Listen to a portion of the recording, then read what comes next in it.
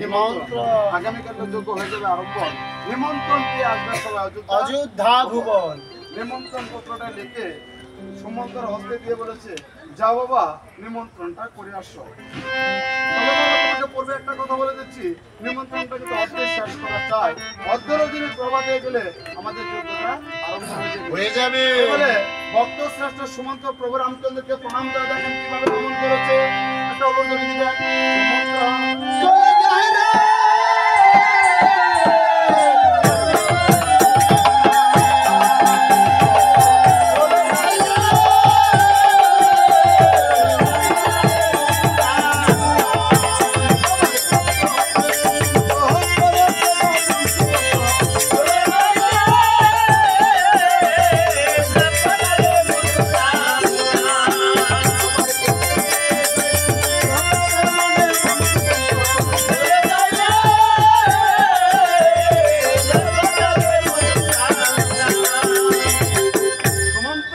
পথে পথে যায়, মনে মনে ভাবে হায় হায় এখন আমি করি কি উপায়।